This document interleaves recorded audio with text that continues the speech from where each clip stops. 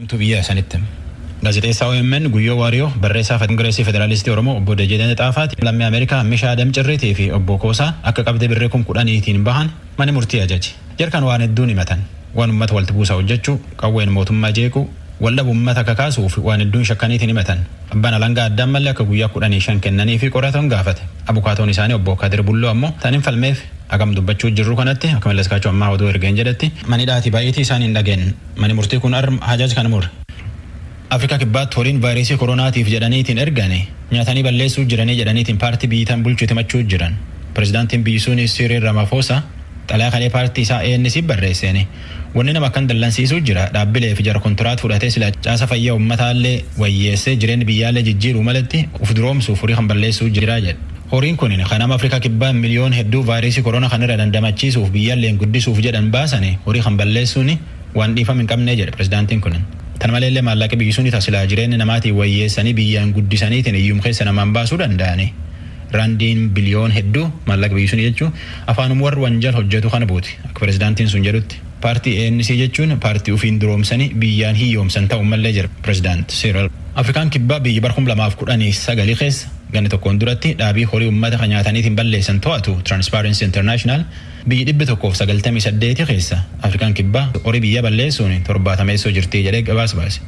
Afrikaatti biyya Madagaskar manidha Farafangaanaa keessaa cabsitanii baduuf feetanii jedhaniitiin nama 20 poolisiin fite. Warra hidha jiru keessallee nam 8tti madaa'e.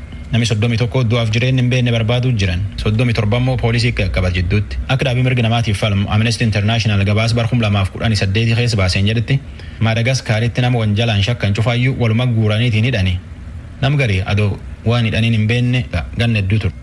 VOA afaan Oromoo caqasuu jirtan. Ministeerri Ajaa Alaa Ameerikaa Mike Pompeo nagaa Arabaatiif Israa'el jajjabeessuuf imaltuuf jidduu galbahaa jira. Israa'elii fi UAE nagaan waliin hojjechuuf jedhanii dhiyootan walii galanitti imaltu tanallee abdiin dhufe. Akka Pompeoon har'a Israa'el keessatti muummee ministeera biyyi sunii Benjamin Netanyahu waliin Jerusalem keessatti wal dubbatanitti adoo biyyittii dhibiillee nagaa akkanaatiif hojjette jireenyi jidduu galbaa goomitta argate wayyaa'uu danda'a. Ameerikaan jihan keessa falumfalteetiin Israa'elii fi UAE wal taraarsite.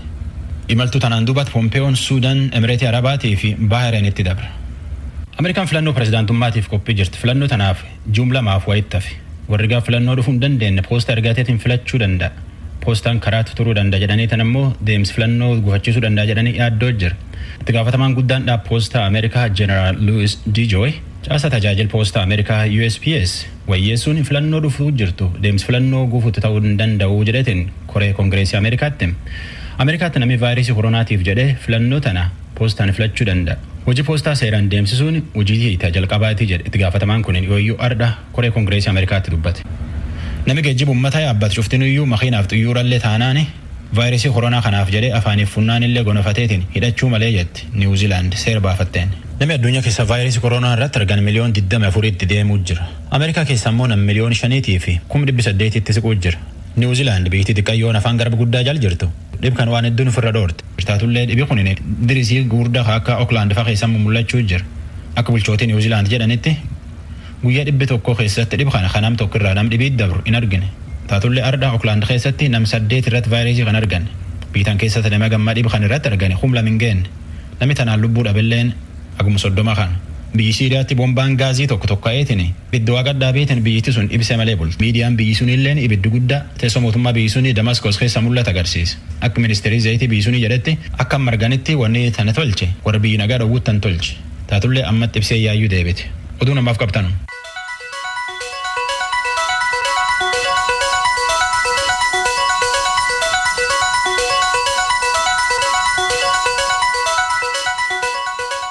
Kun raadiyoo sagalee Ameerikaa sagantaa afaan Oromooti.